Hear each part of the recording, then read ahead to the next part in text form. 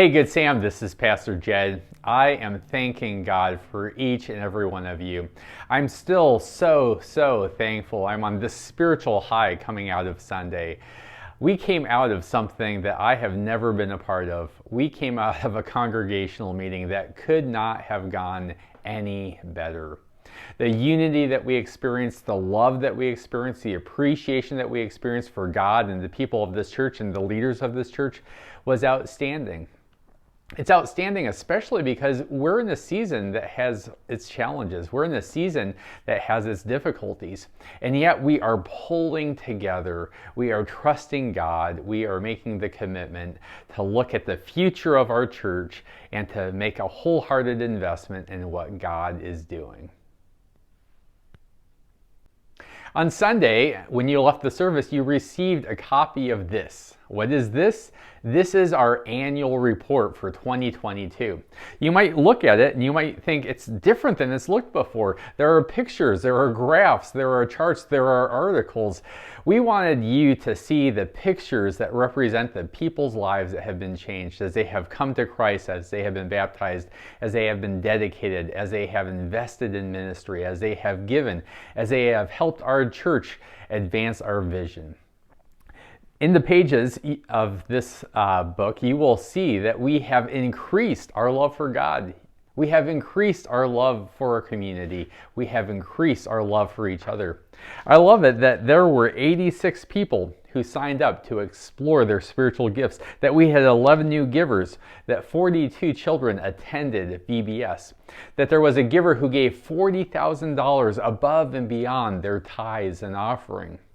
There was someone who gave $29,000 out of an estate to further the mission of this church. That we had 31 people come to Christ or come back to Christ. In these pages, you will be able to see how God has used your time, your treasure, and your talents to advance the vision that God has given us. I hope that you spent some time reading it and looking at it and worshiping God and celebrating the fact that God is using you to help our church advance the kingdom of God. In our annual report, we have several articles that are written about giving. We're reminded that God is a generous God, that God is a God that gives. And how does God give? God gives generously. God gives us His very best. We are reminded from John 3:16 that God gave His one and only Son. God gave us Jesus so that we would come to know a generous Father.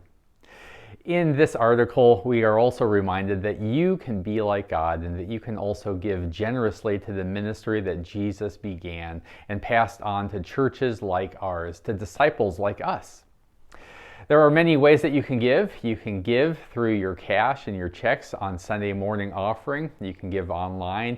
You can also make recurring gifts. And we're also in the season where we're just recognizing that you can give out of your stock account. You can give out of your estate planning. We're asking people just to think prayerfully about how you can give. There's a couple principles. We want your giving to be prayer-led, to be faith-driven. We want you to give out of the generosity of your heart.